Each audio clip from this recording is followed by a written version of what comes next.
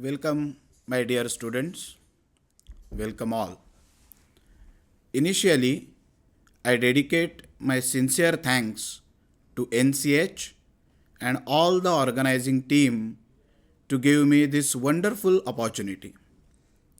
In this session, we are going to study Sharir Rachana and Sharir Kriya as explained by Ayurvedic classics, that is, anatomy and physiology of Ayurveda. Let's first go through learning objectives of this session. At the end of this session, first year homeopathy students should be able to define and understand meaning of the words Sharir and Sharir, know the concept of dissection in Ayurveda, know the concept of embryology in Ayurveda, know Ayurvedic concepts like Paribhasha Sharir, Koshtha Sharir, Indriya Sharir, Srotas Sharir, and Marma Sharir. Understand the concept of Tridosh. Understand the concept of Dhatu and Mala. Understand Ayurvedic concepts like Prakriti and Agni, and to know the description of psychiatry in Ayurveda. In this session, we are going to study Sharir Rachana and Sharir Kriya as explained by Ayurvedic classics, chiefly from Charak Samhita and Sushrut Samhita. We can roughly correlate Sharir Rachana with anatomy and Sharir Kriya with physiology. Based on its basic principles, Ayurveda describes the anatomical structures and physiological entities of human body in its own way. Let's take a quick overview of this peculiar and exquisite Ayurvedic anatomy and physiology. Ayurveda defines Sharir as Tatra Shariran Nama Chetanadhishthana Bhutam Panchamahabhuta Vikara Samudayatmakam Samayoga Vahi. Means Sharir is a combined result of products of Panchamahabhut along with Chetana, that is life.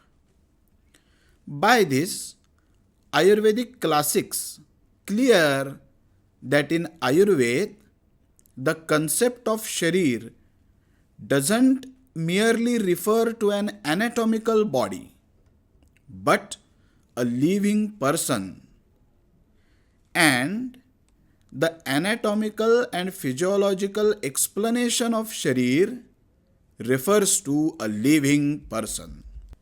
Also, Ayurvedic texts clear that only that clinician who has understood the anatomy and physiology thoroughly and clearly can understand Ayurveda and can amply treat the patients. Focusing this concept of Sharir, the description of normal human life functions is called as Sharir. Actually, Ayurvedic classics describe Sharir as a whole and don't divide it into Rachana and Kriya. But for our understanding, we divide Sharir into Sharir Rachana, that is anatomy, and Sharir Kriya, that is physiology. Maharshi Sushrut is accepted as a pioneer of anatomy and surgery.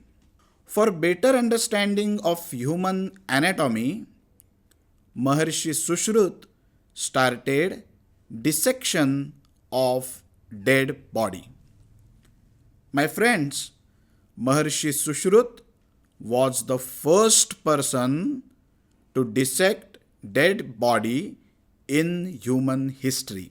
He elucidated dissection methodology into three stages, namely dead body selection criteria, body preservation procedures, and dissection methodology. This description is known as Mruta Sanshodhana Vidhi. While selecting the dead body for dissection, the following criteria has to be followed. Samasta Gatram means the body must have all the organs and the body must be without any deformity. Avishopahatam means the death must be natural. Adirgha Vyadhi Piditam means the death should not be caused by any chronic disease, and Avarsha Shatakam, the body must be within the age of 100 years. In short, not too old.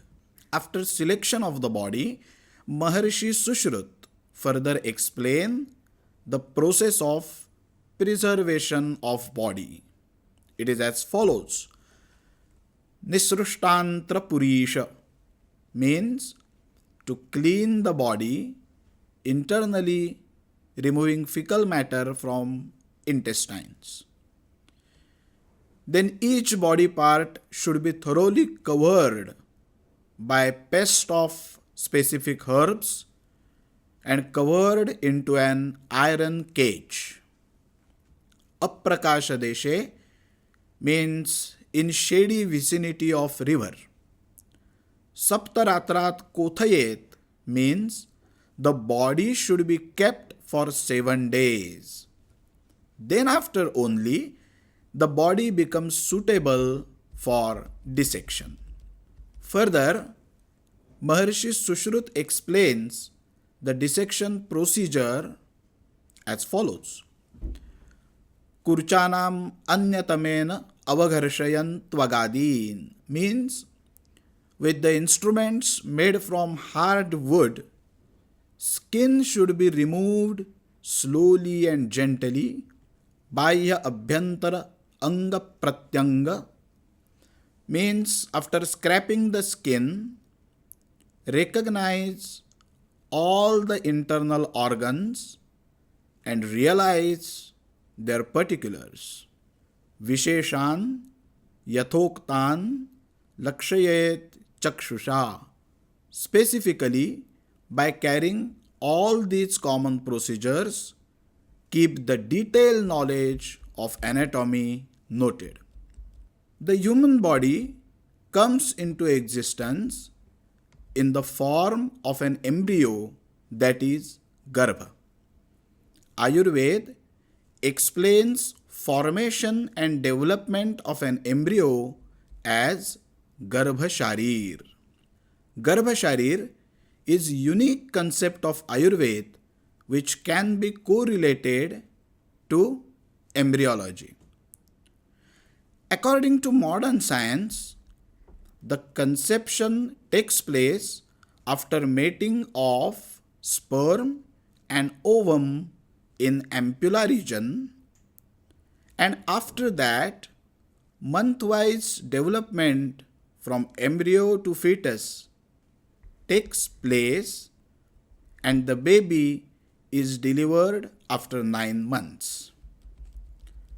But according to Ayurved, Garbha is not only mating of Shukra, that is sperm, and Shonita, that is ovum, but it's the combination of Shukra, Shonita along with Atma, Ashta Prakriti, including Panchamahabhut and 16 Vikar. And hence, Ayurved defines Garbha as Shukra Shonita Jiva Sanyoge tu Khalu Kukshigate Garbha Saudnya Bhavati. Means the fusion of sperm and ovum along with soul when enters and lodges into a healthy uterus it is called as Garbha. According to classics, four factors are necessary for the formation of Garbha, which are known as Garbha Sambhava Samagri. Rutu, that is a suitable period or ovulation period. Kshetra, meaning a healthy female reproductive system. Ambu means nutritious fluid for the development of embryo, and Bija means seeds, that is sperm and ovum in this context. Sharir explains the normal healthy conditions of these four factors, abnormalities in them, reasons for the abnormalities, and their treatment for a healthy progeny. After formation, this Garbha develops by the role of Panchamahabhut. As we know, after zygote formation, next stage is cleavage or cell division. This division of cells is carried out by Vayu Mahabhut. After cleavage formation, number of cells start increasing. But for the growth of fetus, maturation of cells is necessary. This maturation of cells or Pachan is done with the help of Teja Mahabhut. Now, as number of matured cells starts increasing, the nourishment of these cells along with grouping of the same functioning cells to form tissues and the organs is necessary. This function is accomplished by Apa or Jala Mahabhut. Now these tissues and organs, the definite and compact shape is to be given, and this is facilitated by Prithvi Mahabhut. And finally, the space is needed for growth of the fetus, as month-wise growth of this fetus is taking place, and this space is provided by Akasha Mahabhut. So, by the role of these five basic elements, the growth of Garbha takes place, and finally it gets a definite shape and size. After formation of an embryo, Sharir also elaborate its monthly development, which is called as Masanumasi Garbhavruddhi. In Masanumasi Garbhavruddhi, Ayurvedic classics describe normal monthly fetal growth, abnormal fetal growth, reasons for various abnormalities, diagnostic methods for fetal abnormalities, treatment of these abnormalities, and finally the procedure of delivery, which will be dealt under obstetrics. Various anatomical structures of human body are explained by their Sanskrit names in Ayurvedic classics. These Sanskrit names and their meanings are studied under Paribhasha Sharir. On your screen, here are a few of the Sanskrit terms and their relative anatomical structures. You can quickly go through them. Ayurvedic classics divide human body into 6 regions, that is 6 anga, namely 2 upper limbs, 2 lower limbs, head, neck, and trunk. Out of these six parts, Koshtha or the trunk is a part which contains most of the organs and systems. So, it is described separately as Koshtha Sharir. Koshtha Sharir explains various organs situated in Koshtha, as you all are seeing in this shloka, their location, their size, shape, external morphology, attachments, relations with adjacent structures, and their clinical anatomy. On the same lines, Indriya, that is, sensory and locomotory organs and senses, are explained under Indriya Sharir. Ayurved defines Indriya as the organs or functions which are signs of life. Ayurved divide these Indriya as Jnanendriya and Karmendriya. According to Ayurved, there are 5 Jnanendriya, that is 5 senses, which you are currently seeing on the screen, and their modern anatomical correlation and relative organs. And 5 Karmendriya, that is 5 locomotory Indriya, which are on your screen now. This comprises Ayurvedic Indriya Sharir. The next important part which we are going to discuss is the concept of Srotas, which can be correlated with various production and distribution units of metabolism in the human body.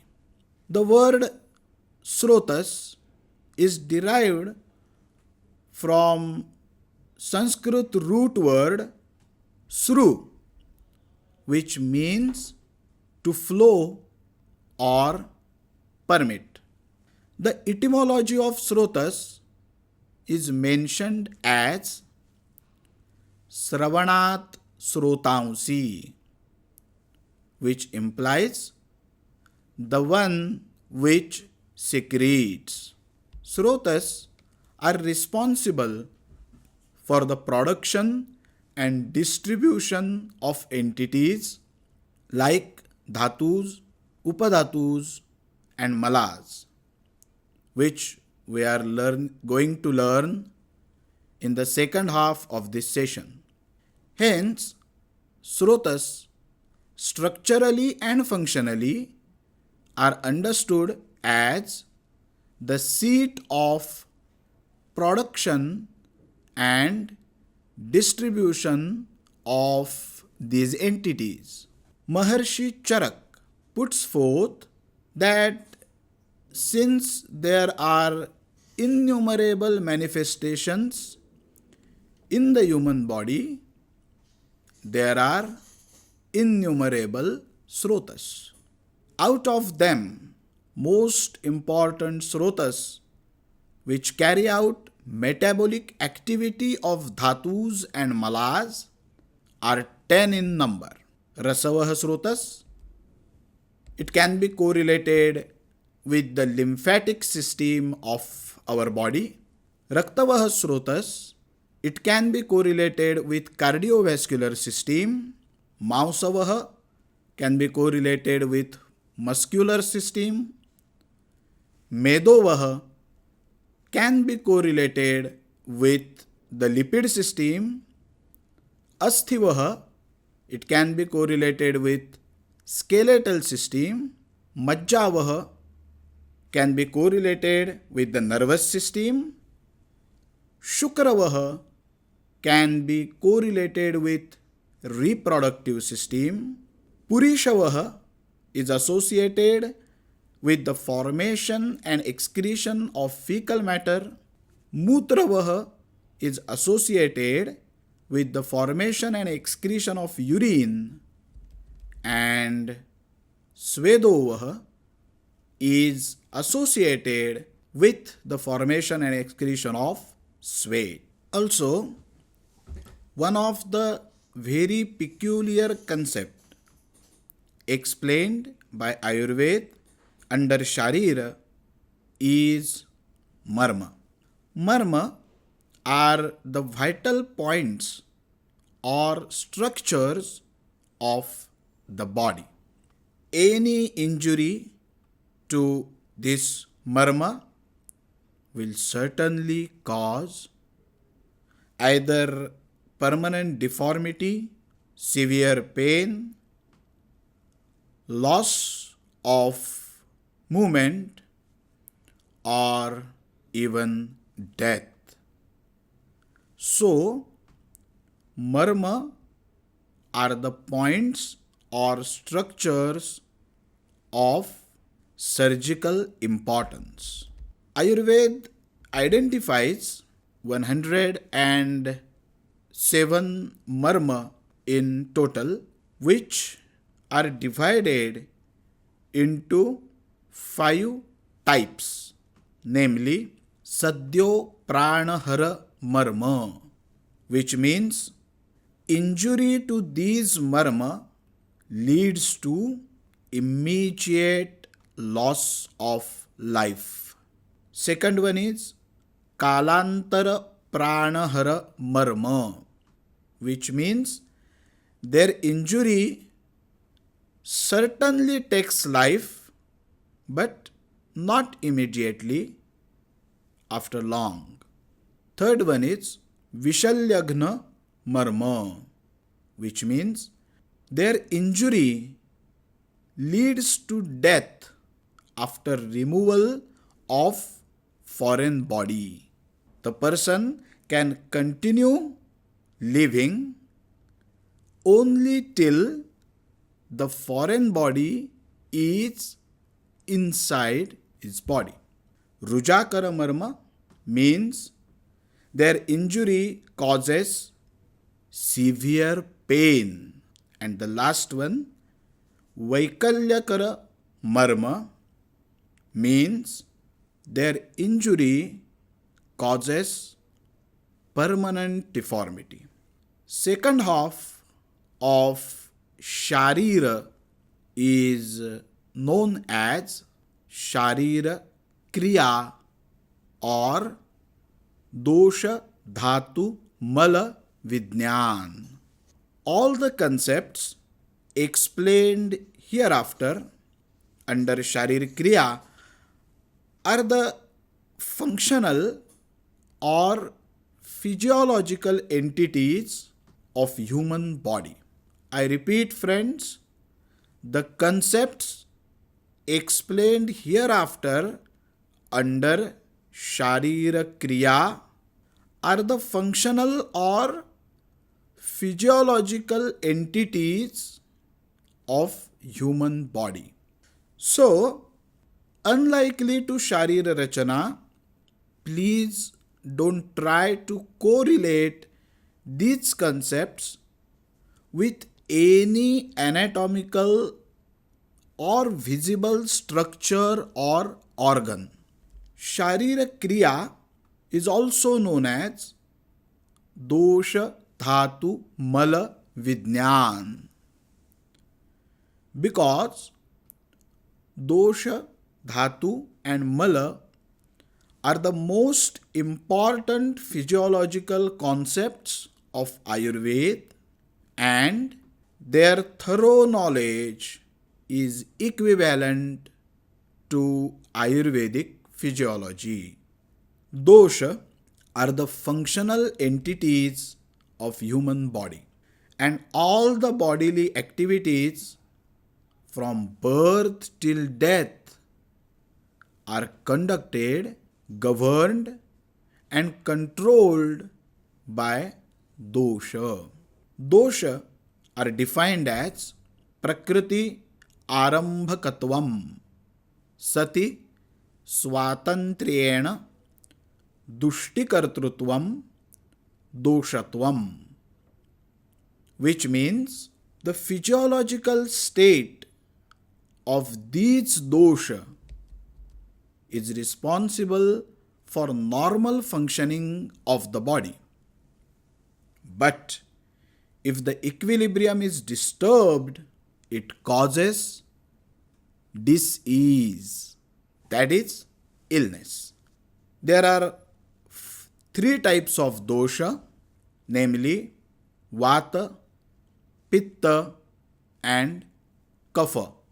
Vata is that physiological entity which is responsible for any type of ambulation, maneuver, or motion in the body.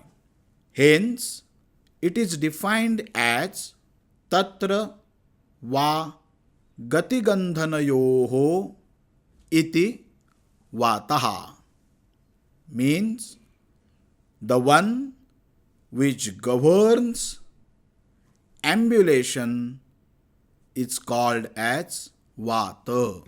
The functions of Vata are reflected in the form of enthusiasm, inspiration, movements, normal metabolic transformation, proper elimination of excreta, and bodily phenomena like breathing, contraction and extension of various parts, locomotion, impelling and retention, etc. There are 5 types of Vata. These types and their normal functions are enlisted here, which presently you are seeing on your screen. Pran, Udan, Saman, Vyan, and Apan are these 5 types. Let us go to next important dosha, Pitta. Pitta is that physiological entity which is responsible for any type of conversion in the body. Hence, it is defined as Tapa Santape Pittam. The functions of Pitta are reflected in the form of digestion and metabolism, body heat, vision, hunger, thirst, taste, intellect, bravery, and delicacy of organs. As like Vata, Pitta is also divided into 5 types. These types and their functions are enlisted here, which you are presently seeing on your screen. Kapha is that physiological entity which is responsible for any type of materialistic growth in the body and its connection or association with each other. Kapha, as like Vata and Pitta, is also divided into 5 types. These types and their functions are enlisted on your screen. And as we saw, The normal equilibrium of these three dosha is called as state of health, and any disturbance in this equilibrium is illness or a disease. Second most important physiological concept of Ayurveda after dosha is dhatu. The word dhatu means dharana, that is maintenance, and poshana means nourishment. So, dhatu are the elements which support, maintain, and nourish the body. There are 7 dhatus, namely, first one is rasa, which can be roughly correlated with plasma, rakta, which can be roughly correlated with blood cells, mausa, which is equivalent to muscles, meda, which is equivalent to fat or adipose tissues,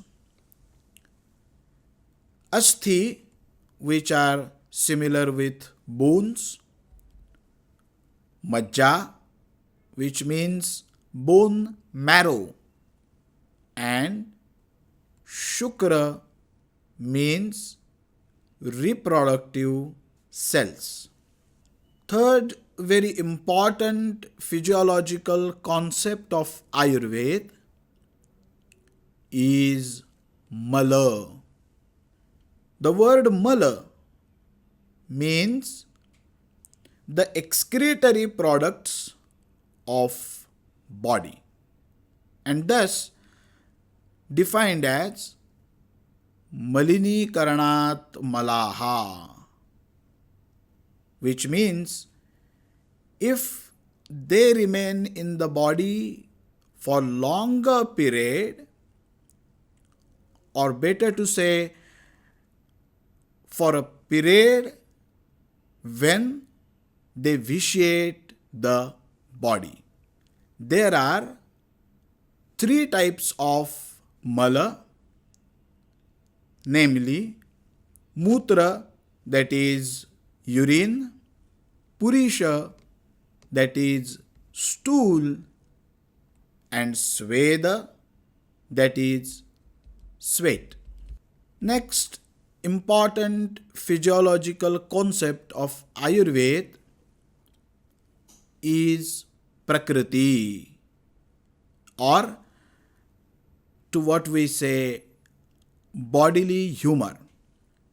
During conception, a particular combination of the 3 dosha leads to prakriti, which remains unchanged throughout one's life.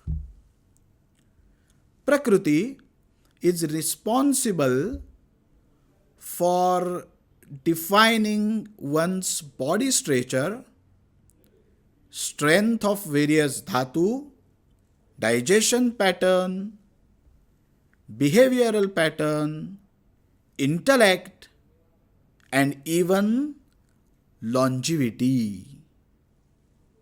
Obviously, according to predominance of particular dosha, prakriti is divided into 3 types: vata prakriti, pitta prakriti, and kapha prakriti. Prakriti is one of distinctive concepts of Ayurveda which affects each and every factor that individual encounter, even from intrauterine life till death. It represents body, in terms of predominance of dosha. Attributes of this predominant dosha are responsible for expression of physical, physiological, and psychological characteristic features of that particular Prakriti. Assessment of the Prakriti is one of the best tools which explore complete constitutional makeup of the individual and helps to know the individual better with all the aspects.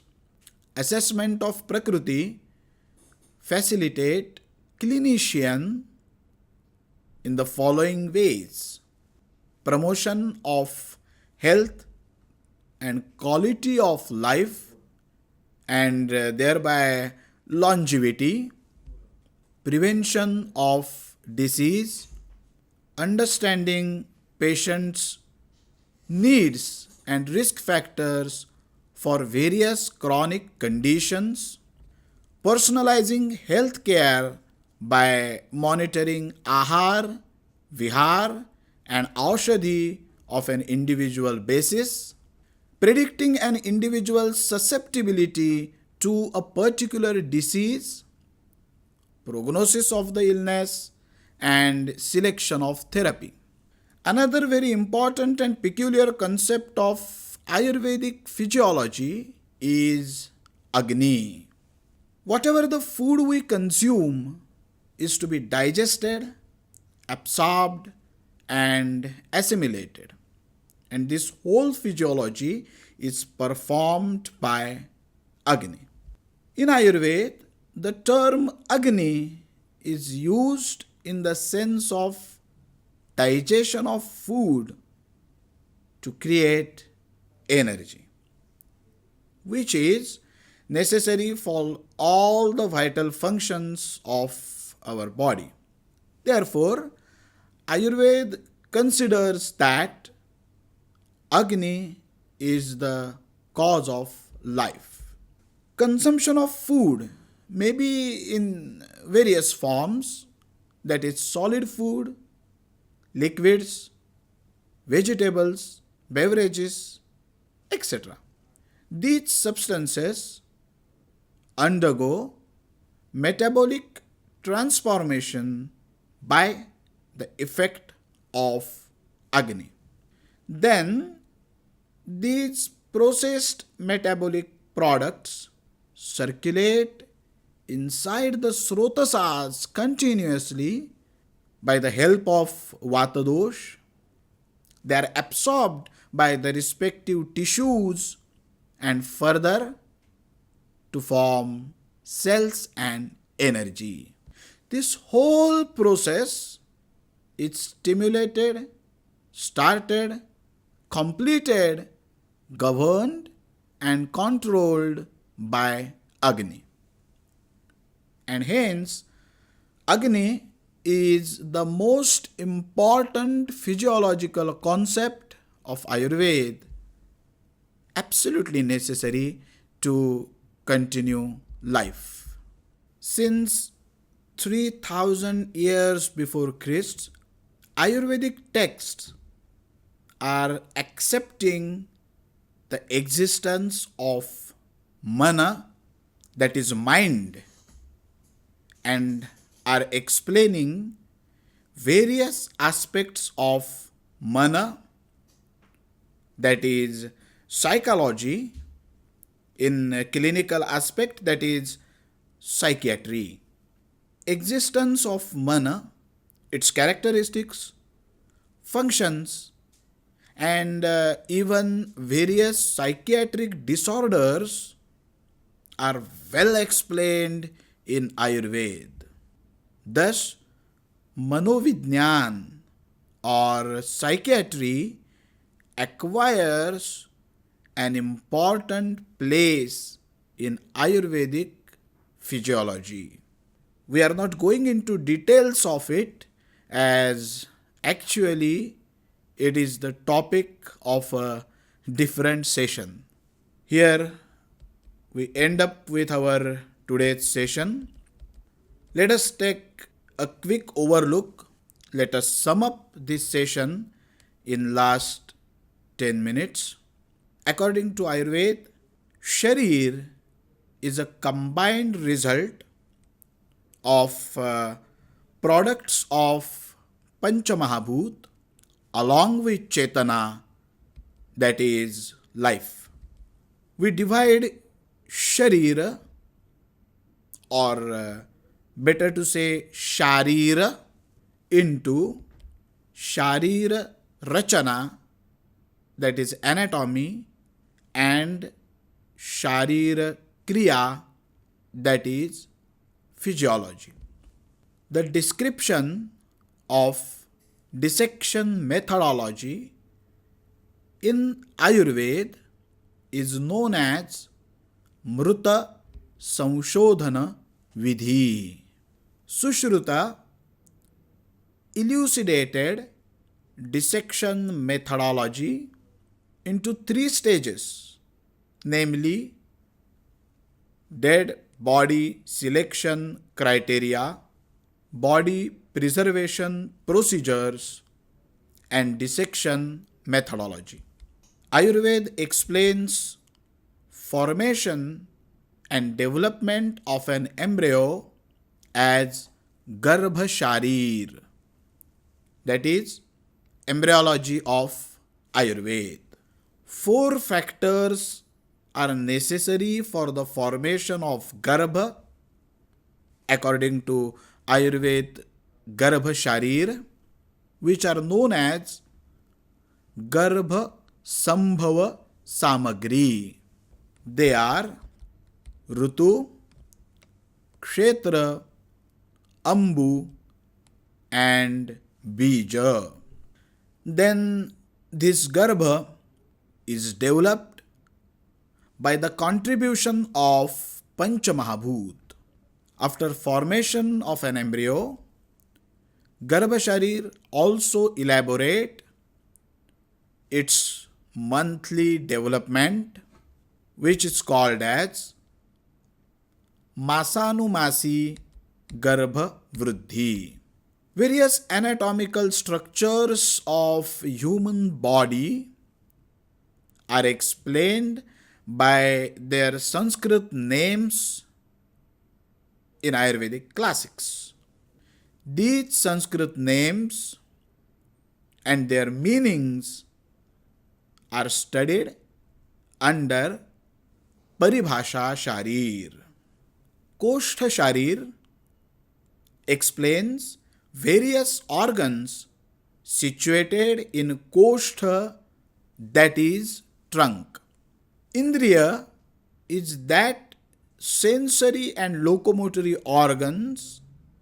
They are explained under Indriya Sharir. Various production and distribution units of metabolism in the human body are called as Srotas, and they are described under Srotas Sharir by Ayurveda. Marma are the vital points or structures of the body and are explained under Marma Sharir in Ayurveda. Dosha, Dhatu, and Mala are the most important physiological concepts of Ayurveda, and their thorough knowledge is almost equivalent to Ayurvedic physiology. Dosha are the functional entities of human body, and all the bodily activities from birth till death are conducted, governed, and controlled by these dosha. There are 3 types of dosha, namely Vata, Pitta, and Kapha, each of them having 5 subtypes further. Dhatu are the elements which support, maintain, and nourish the body. There are 7 types of dhatus, namely Rasa, Rakta, Mausa, Meda, Asthi, Majja, and Shukra. Also, there are 3 types of Mala, namely Mutra, Purisha, and Sweda. Expression of physical, physiological, and psychological characteristics of an individual by the influence of these 3 dosha is called as Prakriti, which is clinically an important concept of Ayurvedic physiology. And lastly, in Ayurveda, the term Agni is used in the sense of digestion and metabolism of food to create energy. Here we end up with our today's session's summary. Thank you.